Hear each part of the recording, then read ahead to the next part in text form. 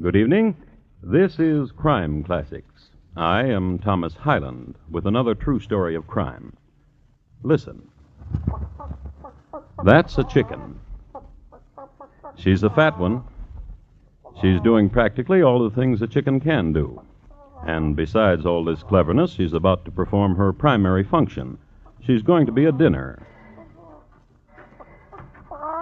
The lady who carries the bird in her left hand is named Abby Durfee Borden, stepmother to Emma and Lizzie Borden. Mrs. Borden weighs over 200 pounds. The curved-handled axe she holds in her right hand is her favorite when she goes out amongst the chickens. Her favorite because with it she does such a neat job, which is more than I can say for the person who murdered Mrs. Borden and her husband, Mr. Borden. So tonight, my report to you on the bloody, bloody banks of Fall River. Crime Classics, a new series of true crime stories from the records and newspapers of every land, from every time. Your host each week, Mr. Thomas Hyland, connoisseur of crime, student of violence, and teller of murders. Now, once again, Mr. Thomas Hyland.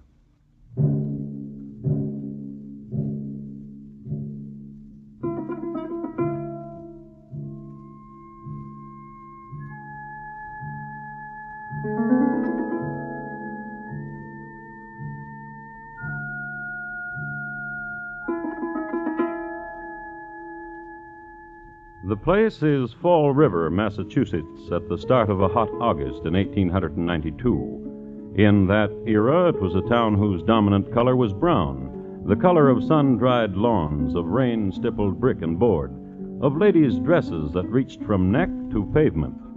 Next in popularity, as far as color went, was black. It was a stern time and a stern place, and bleak, where certain types of smiles were suspect, and where women only dared to stretch in the privacy of kitchen or boudoir. It was a time, too, when 18 was the age of marriage, and a single woman of 32 had to find surcease in this way: breaking saloons' windows, knitting, secretly tearing from the newspaper the latest picture of John L. Sullivan, also Jim Corbett, who was rumored to be more of a gentleman, or this way.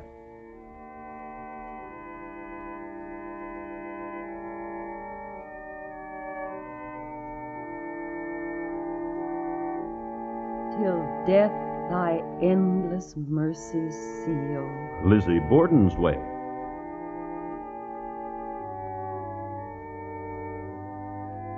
And make the sacrifice complete.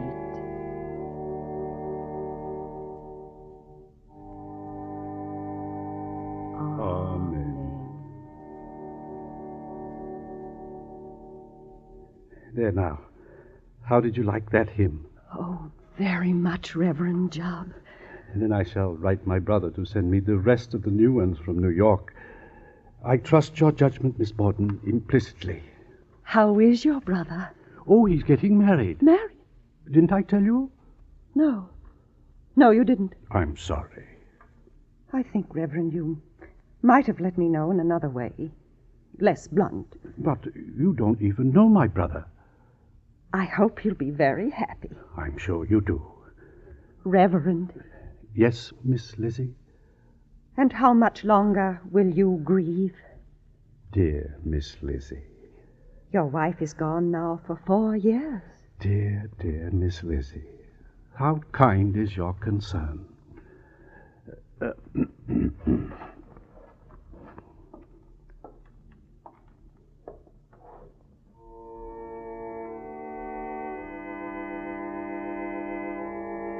Still let me prove thy perfect will. My acts of faith and love repeat.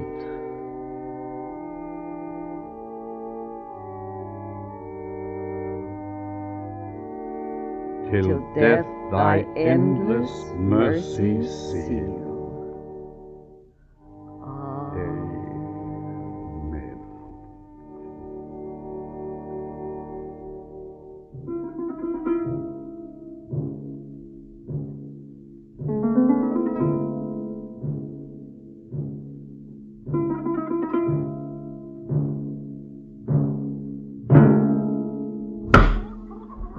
Your father likes chicken, Lizzie.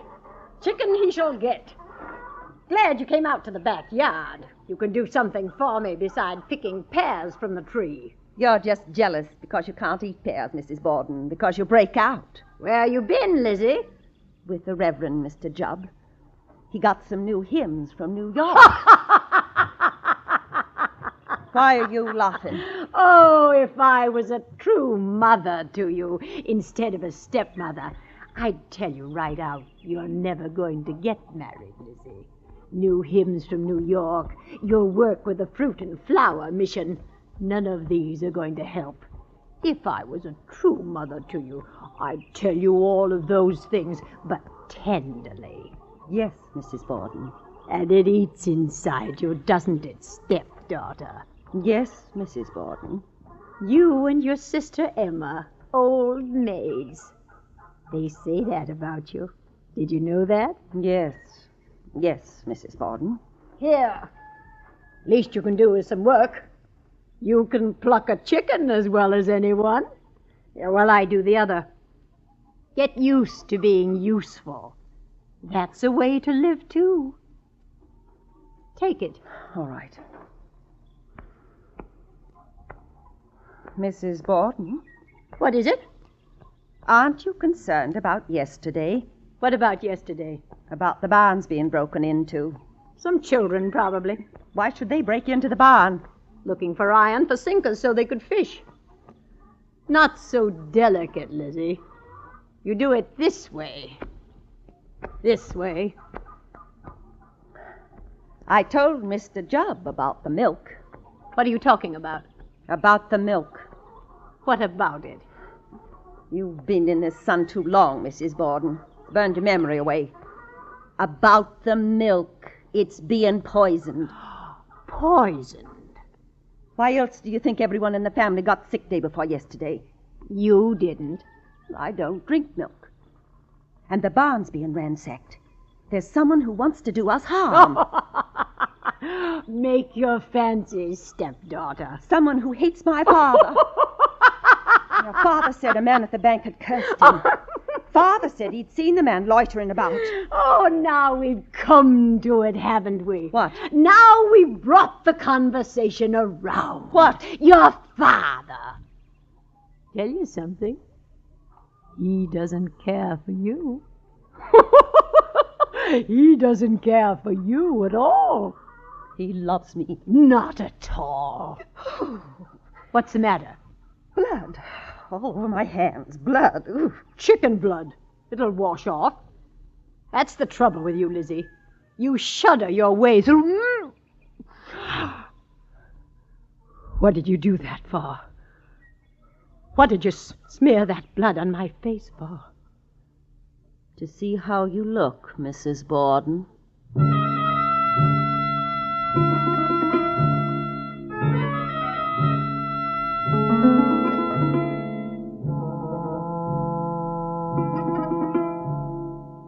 This is not exactly a healthy relationship between two grown people. But let's face it, the possibility of a lady's liking another lady in the Borden household was pretty remote. First of all, after the widowed Mr. Borden married Abby, he told his two daughters to do everything Abby told them, and often Abby would order Lizzie to do things right in the middle of plucking a pear from the backyard tree, and Lizzie dearly loved the pears from the backyard tree. Also, it was a constant source of wild hilarity for Abby that neither of her stepdaughters had been taken as bride. She'd gotten married, but Lizzie never did, nor Lizzie's sister, Emma. And sometimes Lizzie would go to her father's room, and she'd ask him this. How can you stand her? She takes care of my needs. She cherishes me. She's a hulk. When seen through the eyes of affection. Oh, Father. It's much too late to ask you to love her, Lizzie. But I insist that this kind of conversation concerning my wife shall be the last. Whatever you say, Father. Now, it's very hot. I think I'll lie down.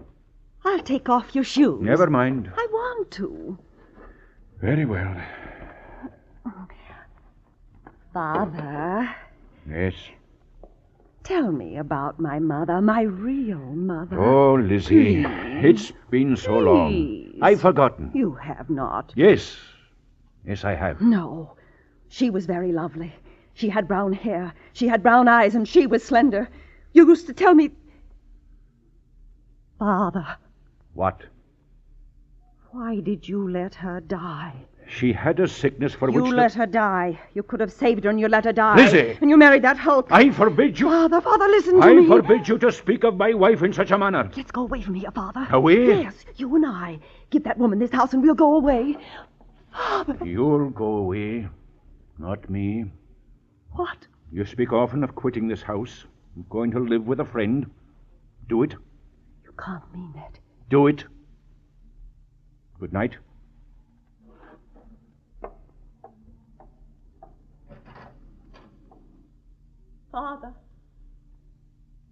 Father, I want you to know I always love you, no matter what you say to me. I know, and I'm sorry for you. Good night, Lizzie.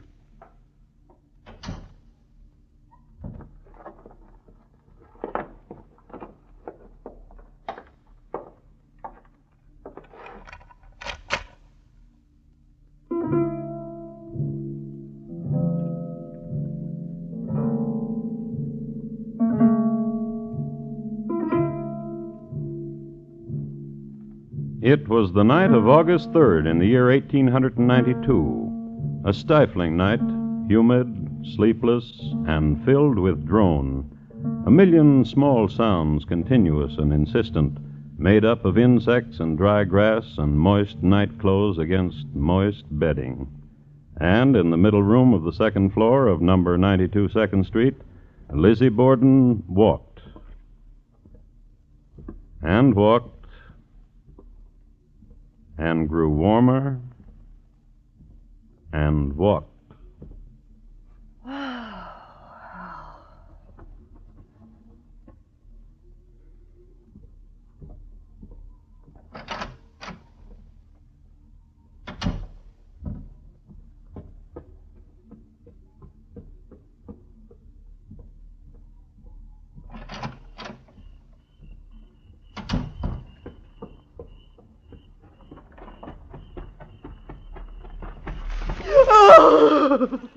And Lizzie Borden wept. Her face pressed to the earth, she wept. And in a little while, for some reason or another, she got up and walked over to the pear tree and plucked a pear and ate it and smacked her lips, sweet with juice, at the moon. Lizzie Borden.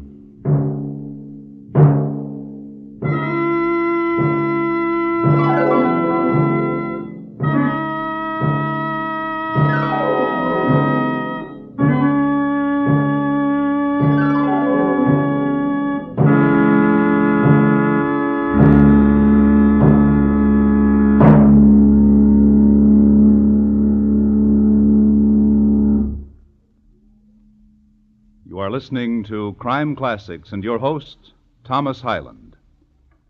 This Saturday night, CBS Radio's Gangbusters presents the story of the soda fountain pigeon. Also Saturday nights on most of these same stations, don't miss the exciting adventures of United States Marshal Matt Dillon on Gunsmoke.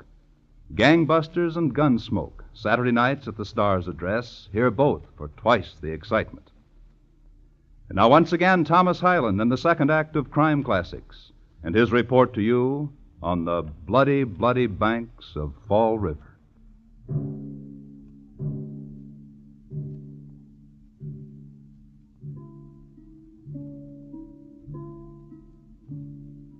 I'd like to give you a brief rundown on the Borden family. Let's pick the last day all of them were alive, August 4th, 1892. Let's say about 7 o'clock in the morning. Andrew Jackson Borden, yawning. A.J. Borden is the head of the house and worth over $250,000. He's getting up now and getting ready to go to the bank so he can be near some of it. Lace me up, Andrew. Abby Durfee Borden, just before lacing up. Abby is 64 years of age and hadn't gone downstairs without a corset since the age of 15. Lizzie Borden, still asleep. Nightclothes on the chair where she left them last night, and dreamless. Woman in bed. There are two other people I must mention. There's Bridget Sullivan, the maid, who was making the mutton soup for breakfast, and Emma Borden, sister to Lizzie, who's off on a trip to Fairhaven in behalf of the Fruit and Flower Mission. We know that the Bordens, all of them, had their breakfast. We know that Mr. Borden left the house at 9 o'clock for the bank. And we know that Bridget washed the windows in the attic. And we know that, as Bridget sat on the windowsill, washing in such a way that a good part of her was hanging over 2nd Street, Lizzie Borden was inside, holding her feet so Bridget wouldn't fall. And we know, too, that there was conversation. I don't feel so good. Why? What's the matter? My stomach still hurts when I press it. It's from the other day. When the milk was poisoned? No, I don't think it was the milk. It was the bananas. I think Mrs. Borden fried them too long. And I always say that bananas fried too long in mutton soup don't go well together. Oh, help me inside, Lizzie. Here, press me, here. Oh! You see?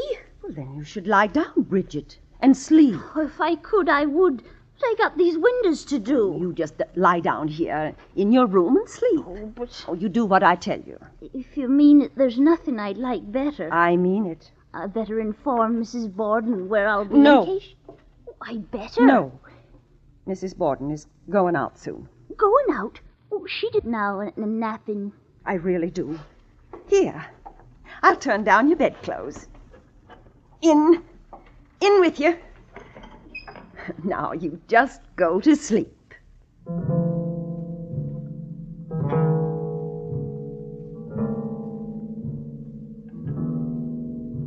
Saying that to Bridget. You go right to sleep. Saying a thing like that was like putting chloroform under Bridget's nose. She was a snoozer, that one. When she worked, but get her on a feather bed, good night all, off she went. Lizzie tucked her in and watched over her for a few minutes, and then Lizzie went downstairs and into the guest room. Hello, Mrs. Borden. What do you want, Lizzie? I thought you'd gone out. What made you think that? I just thought so. And now what do you want? What are you doing in this room, Mrs. Borden? And why shouldn't I be here? Well, Bridget could make up the guest room. You don't have You to... know very well Bridget is not allowed to clean any of the rooms on the 2nd floor. Oh, yes, My father's coming home. That's strange. The side door's locked. He can't get in. It's never locked this time of day. Howdy. Just a minute. Haven't you got a key? Why is the side door locked? I don't know. Haven't you got a key? No. Come down and open the door. Try the front one. All right. Wait a minute.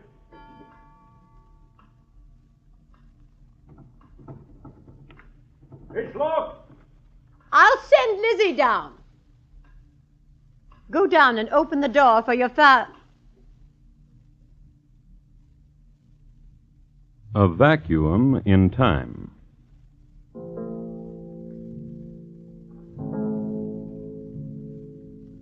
Here is where truth ends and knowledge. On August the 4th, 1892, at number 92 2nd Street in the town of Fall River, Massachusetts, the time between 10 and 11:15 a.m. is lost. Lost, that's the only word for it. Wrenched somehow out of the rest of time and lost. And started again when that happened.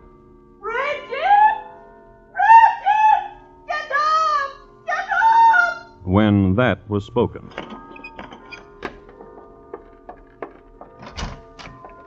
Did you call me, Miss Lizzie? Come downstairs, quickly!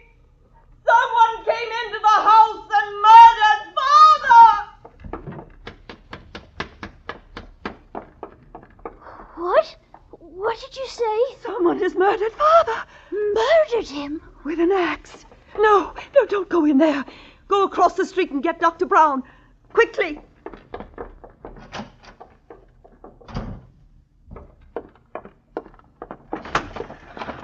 Mrs. Churchill! Mrs. Churchill! Please, come over. Someone has hit Father with an axe and killed him. Come in through the front door. It's open.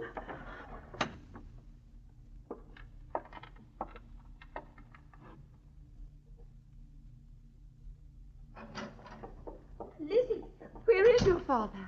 In the sitting room, on the sofa. Come. You see? Oh, you'd better call for Mr. Harrington of the police. Yes? Who's that? It's me. It's Bridget. Dr. Bowen will be over.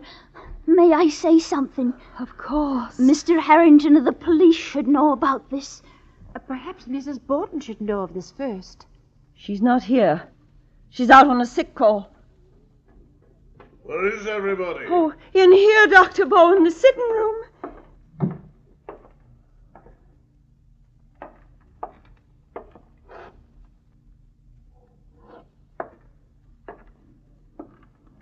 Your father is quite dead, my dear. Yes. I suggest you so inform the police. Inform Mr. Harrington. I'll see to it. You're very kind.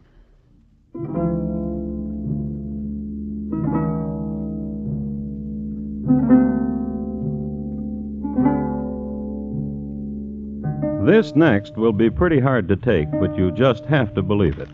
I've got the records right here to prove it. Not only was Mr. Harrington not to be found, but there was hardly any cop at all in Fall River.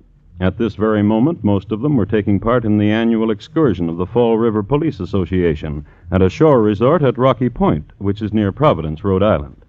So, even as Mrs. Churchill was yelling her lungs out for a policeman, they were running sack races, splitting up into quartets for singing purposes, and the more athletic were getting their mustaches wet in the Atlantic Ocean. However, a Marshal Hilliard, who had gotten up too late to meet the trolley which met the excursion train, was sulking around town, and he's the one Mrs. Churchill spotted. She brought him back to number 92 2nd Street. Here, the marshal viewed the body, gave condolences to Lizzie, and set about looking for clues. During his search, Mrs. Churchill made a remarkable discovery. Lizzie, Yes, Mrs. Churchill? I've just been up on the 2nd floor. Yes. Your mother's up there. She's not my mother. She's my stepmother. She's dead. She's my stepmother. It looks like somebody took an axe and... well, she's dead.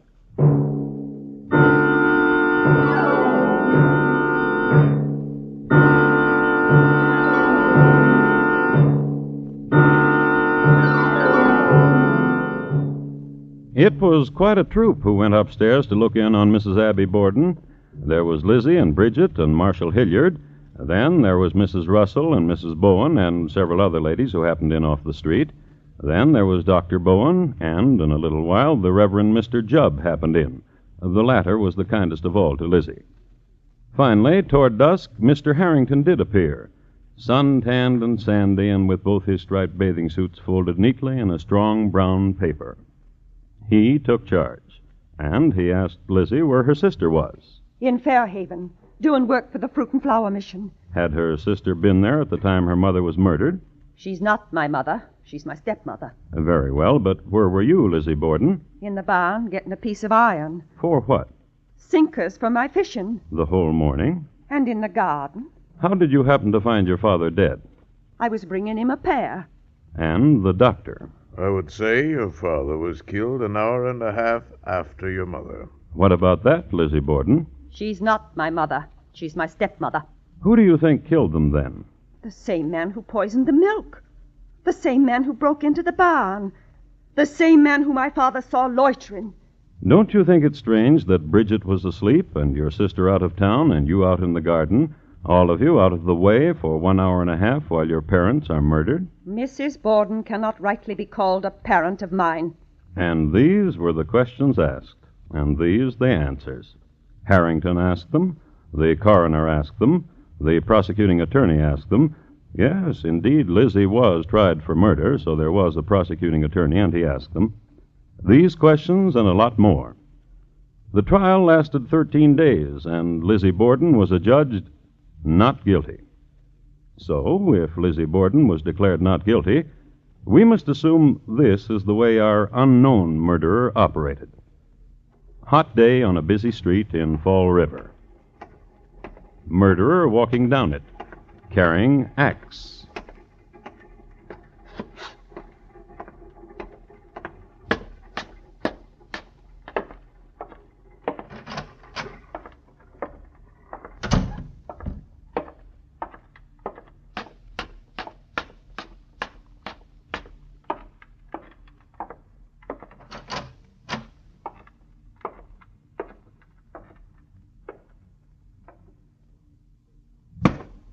Mrs. Borden disposed of. Wait 1 hour and a half. Then...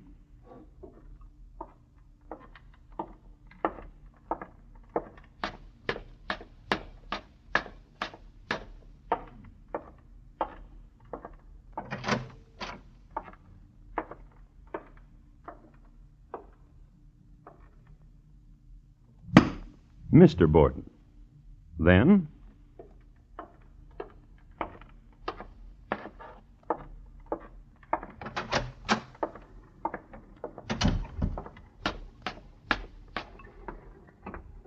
And there he goes, murderer covered with blood, carrying a bloody axe, and no one noticed him. Or they'd go yelling for Mr. Harrington. No one did. So the murderer was never found. And Lizzie? She never married. She embraced other things.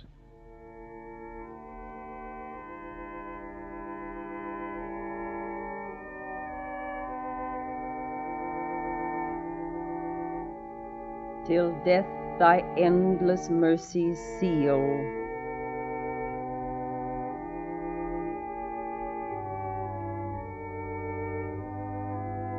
And make the sacrifice complete.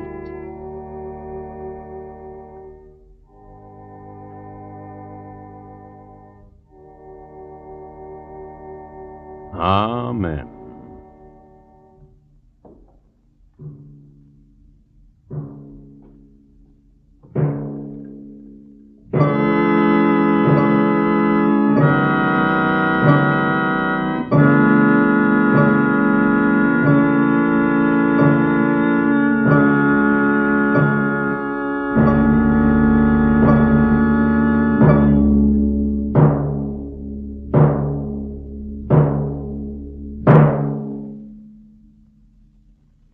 In just a moment, Thomas Hyland will tell you about our next crime classic. Fall River, tonight's crime classic, was adapted from the original court reports and newspaper accounts by Morton Fine and David Friedkin. The music was composed and conducted by Bernard Herrmann, and the program is produced and directed by Elliott Lewis. Thomas Hyland is portrayed on radio by Lou Merrill. In tonight's story, Irene Tedrow was heard as Lizzie Borden. Featured in the cast were Jeanette Nolan, Betty Harford, Sarah Selby, Herb Butterfield, William Johnstone, and Paul Frees. Bob Lamont speaking. Here again is Thomas Hyland. Next week, Rudgley, England, in the year 1855, and a brilliant young medical man whose hobby was dead people and live racehorses. My report to you will be on The Hangman and William Palmer. Who won? Thank you. Good night.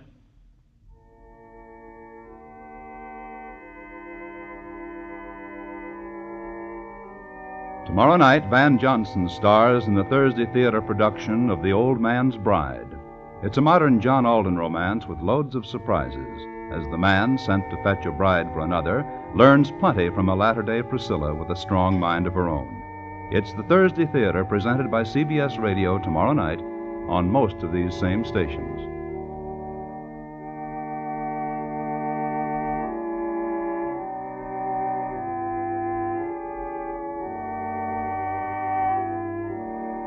Thursday nights, Marlena Dietrich stars in Time for Love on the CBS Radio Network.